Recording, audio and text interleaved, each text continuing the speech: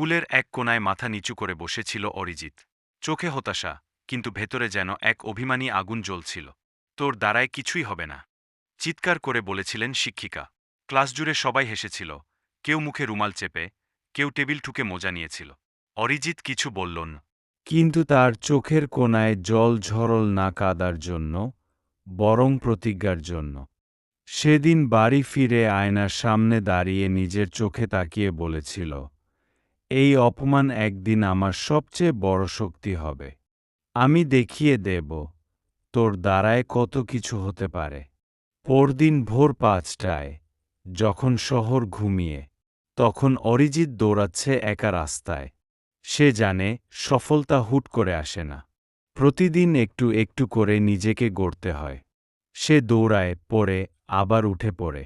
School শেষে ঘণ্টার পর ঘণ্টা বইয়ে মুখ গুজে পড়ে থাকে। বন্ধুরা সিনেমা দেখে, গেম খেলে, সে স্বপ্ন গড়ে। সময়ের সঙ্গে সঙ্গে অরিজিৎ বদলায়। শরীরে আসে দ্বিধা, মনে আসে আগুনের মতো জেদ।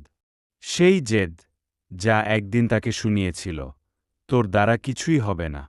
বছর পেরিয়ে গেল। আজ, বহু সংগ্রামের পর, অরিজিৎ দাঁড়িয়ে আছে উঁচু মাথায়, একজন গর্বিত ইপস অফিসার। সেই স্কুলের শিক্ষক আজ খবরের কাগজে দেখে তা ছবি।